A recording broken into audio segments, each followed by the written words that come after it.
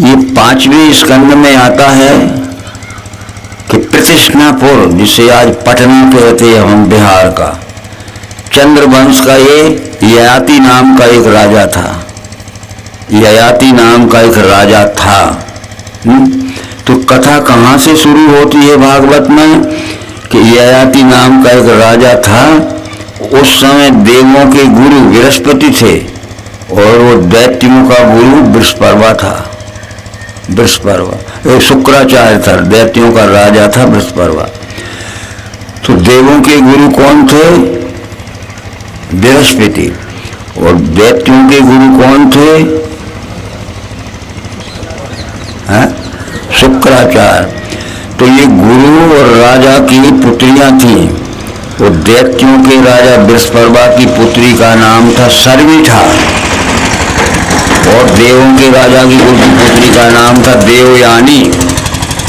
ये गुरु की और राजा की पुत्रियां थी। ये भी साथ साथ खेलती रहती थी हमेशा, कहीं जाना, नहाने जाना, कहीं जाना कहीं जाना।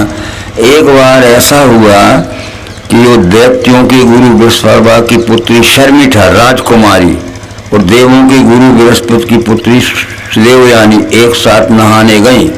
कपड़े रख दिए किनारे और नहाने घुस गई। तो ये देवों के गुरु जो थे बृहस्पति, उनकी पुत्री देवयानी आई और शर्मिष्ठा के कपड़े धोखे में पहन लिए होंगे, महंगे कपड़े थे, पहन लिए धोखे में। क्या अब वो शर्मिष्ठा आई, मेरे कपड़े, उसने देखा कि वो पहनने दे तो उससे कहा कि तू, तेरा बाप हमारे यहाँ पलका है, तुझे आंख में नहीं दिख रहा था कि ये महंगे कपड़े राजकुमारी के क्यों पहन लिए, उतार अभी। बहुत बहुत गाजी दी। तो वो नाराज हो गई। कौन? देवयानी। उसने जाके कहा कि इस राज में मैं नहीं रहूंगी। ठीक है। तो फिर उसने कहा कि ये बताओ, वो बृहस्पति से कह दिया कि अब वो देवयानी नहीं रहना चाहती है, पानी नहीं पीऊंगी अगर इस राज में रहोगे तो, नहीं तो निकल चलो। तो उसने कहा बृहस्पति से कि वो देवयानी नहीं रहना चाहती, कहती मैं पानी नहीं पीऊंगी, मैं प्यासी मर जाऊंगी, इस राज से निकल चलो। तो बृहस्पति ने कहा दैत्यों के राजा ने कि तुम्हारी पुत्री को समझाओ, समझाओ, किसी भी शर्त पे मान जाए तो हम तैयार रहेंगे। तो आके समझाया देवयानी को कि एक बात बताओ, तो बृहस्पति जी मुझे नहीं छोड़ना चाहते हैं और वो कहते देवयानी से पूछो कि क्या चाहती है, हम उसकी पूरी करेंगे मांग। तो उसने कहा कि वो बृहस्पति की पुत्री जो राजकुमारी शर्मिष्ठा है वो मेरी दासी बन के रहे, समझ गया, मेरे कपड़े धोए, मेरे बर्तन मांजे और मेरी खुशामद करे, ठीक है, तो मैं रह सकती हूँ। कह दिया उन्होंने, ठीक है। बोले तैयार है। शर्मिष्ठा को दासी बना दी। अब इन दोनों की क्या हो गए, शादी हो गई। ये कहाँ आई देवयानी? ययाति के पास। और वो दासी के रूप में शर्मिष्ठा भी आ गई। तो इसकी खुशामद करती थी, सब करती थी। अब ये क्या हुआ कि देवयानी से 3-4 पुत्र हुए और शर्मिष्ठा से एक पुत्र हुआ, उसका नाम पुरु था। तना ययाति यौवन गयो रामा। तो पुरु था, पर एक बात ऐसी थी कि देवयानी से शादी की हुई थी कि इसने धक्का भी मार दिया था, तो देवयानी एक कुएं में गिर गई थी शर्मिष्ठा ने। तो ये ययाति जब निकला था वहां से तो वो चिल्ला रही थी, तो उसने निकाल लिया था देवयानी को, ययाति ने। तो ये वो देवयानी से ययाति की शादी हो गई और फिर वो शर्मिष्ठा दासी बन के गई वहाँ। पर राजकुमारी बड़ी सुंदर थी, बहुत सुंदर थी वो तो राजकुमारी थी। और ये कम सुंदर होगी, तो अपनी देवयानी के साथ तो उन्होंने 4 संतानें पैदा की, परंतु शर्मिष्ठा से भी पुरु नाम का एक पुत्र पैदा हो गया। वो शकल में मिलता था देवयानी से, ठीक है। पर इतना विषय भोगी था ययाति कि उसने जवानी भर विषय भोग किया तो उसको ब्लड क्षय हो गया, रक्त का ट्यूबरक्लोसिस से रक्त का टीबी हो गया। उम्र थी नहीं, जब ब्लड क्षय हो गया, रक्त क्षय हो गया, तो वो उम्र का नया था पर बिल्कुल दुबला पतला हो गया। जब उसने जांच कराई कि मेरा इलाज कुछ किया जाए, तो बोले कि कोई तुम्हारा पुत्र, तुम्हें अपना कोई पुत्र जवानी दे देवे तो तुम जवान हो सकते हो। ठीक है, तो ये देवयानी से उत्पन्न हुए 3 पुत्रों से जवानी मांगी ययाति ने। उन्होंने कहा हम काय को जवानी देंगे, पर शर्मिष्ठा के पुत्र से पुरु से मांगी तो बोले पिताजी बात क्या है? अरे शरीर की बात क्या है, खून की बात क्या है, मेरा शरीर ले सकते हो।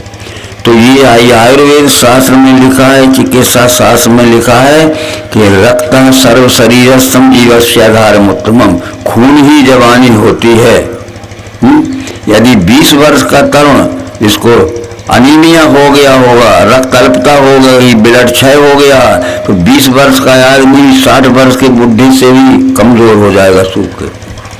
इसलिए क्या कहा पूर्व में के मेरी जवानी है, तो ये शरीर की जवानी नहीं दी, उसने अपना ब्लड ट्रांसफर कर दिया। ट्रांसफ्यूजन, आप ब्लड के जितना खून चाहिए मेरा ले लो, यानी खून को ही जवानी कहते हैं। और जिस शरीर में 20 वर्ष का भी होगा तो खून नहीं है तो वो बूढ़े से भी गया बीता। तो ये मत समझना कि शरीर की जवानी, अरे शरीर में जो जवान अवस्था का खून था और पिता को मैच हो रहा था तो उसने पूर्व ने दे दिया। अच्छा, पूर्व ने जब जवानी दे दी, उसने फिर वो रहा पत्नियों से अपना ऐशाराम भोगना शुरू किया, विषय भागना, और फिर वो बूढ़ा सा हो गया, अनेक ब्लड टीबी फिर व्याप गया। अब ययाति सोचता है, क्या सोचता है कि यत् पृथिव्याम ब्रीयम हिरण्यम पशुआ स्त्रिया एकस्यापि न पर्याप्तम तस्मात् वासना त्यज। अब मैं किससे जवानी मांगू, अब मैं किससे खून मांगू कि मेरे शरीर में खून की कमी है तो खून दो।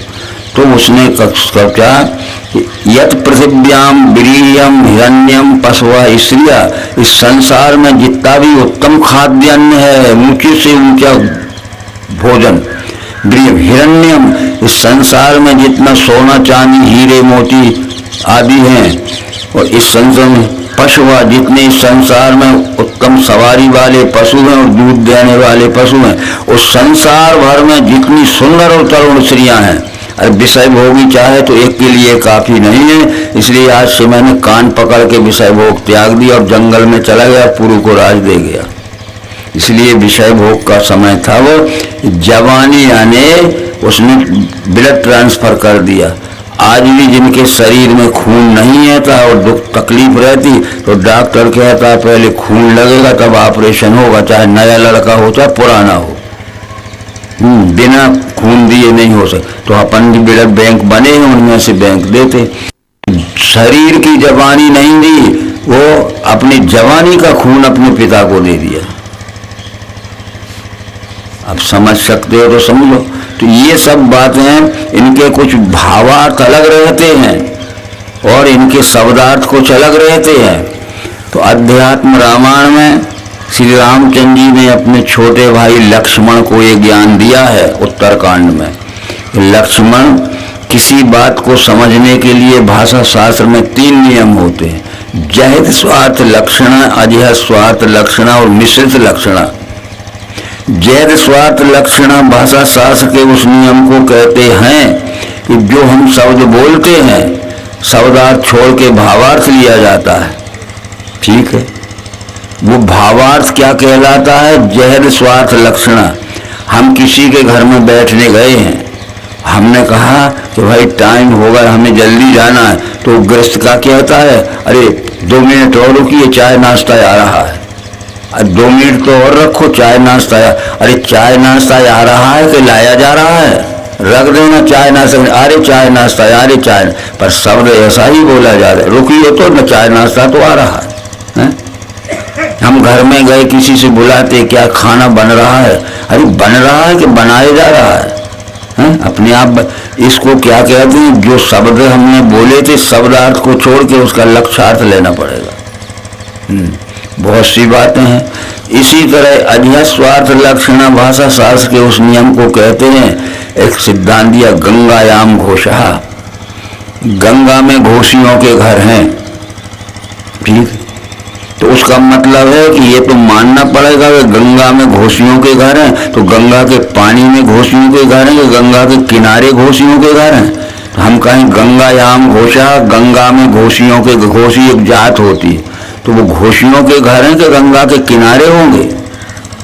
जब गर्मी के दिनों में हमारी नदियों के किनारे जो तरबूजे खरबूजे लगाते हैं नहीं, तो वे गर्मी में अपने घर में ताला लगा के चले जाते और अपनी फसल की रखवाली करते हैं। क्या करते हैं? उनको तरबूजे खरबूजे, ठीक है। जब कोई आता है तो घर में ताला लगा के देखता है, तो मोहल्ले वाले से पूछता है, भैया इस घर का मालिक कहाँ है? अपन कहते वो तो 1 महीने से नदी में रहता है। तो नदी में रहता है, किनारे रहता है फसल लचाने, इसको कहते अजहद स्वार्थ लक्षण।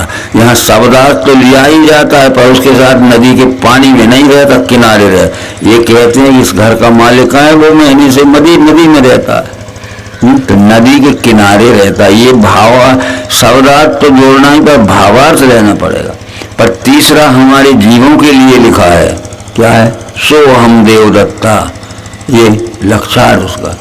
एक 5 वर्ष का बालक एक व्यक्ति को मिला था, तो उसने पूछा कि पुत्र तेरा क्या नाम है?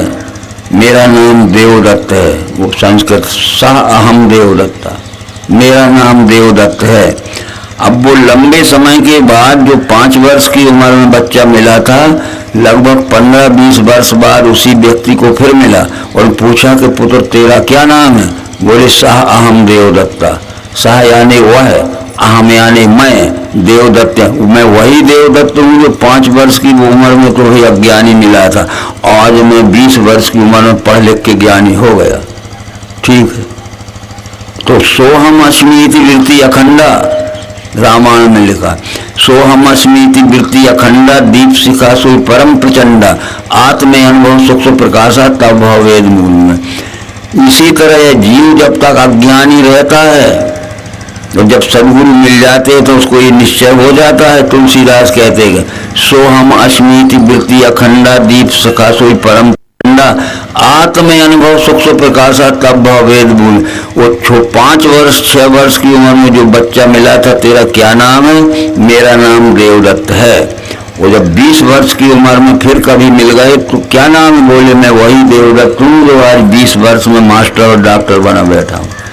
तो हम अज्ञान में थे जब जीव थे, और हमने जब सदगुरु से ज्ञान प्राप्त कर लिया तो मैं वही हूँ। बुद्धि में इससे मैं ही संपूर्ण विश्व अकम्प धारणा बैठ गया द्वेष समाधि से, और समाधि की अवस्था ही अखंड रहने लगे, अनंता मिली उसको वेदों का साथ। तो तुलसीदास जी ने लिख दिया कि जब जीव को ये निश्चय हो जाएगा सो हम अस्मीति वृत्ति अखंडा, सह अहम अस्मि, सह यानी वह, अहम यानी मैं, अस्मि यानी मैं वही देवदत्त हूँ जो 5 वर्ष की उम्र में 6 की तुम्हें अबोध मिला था।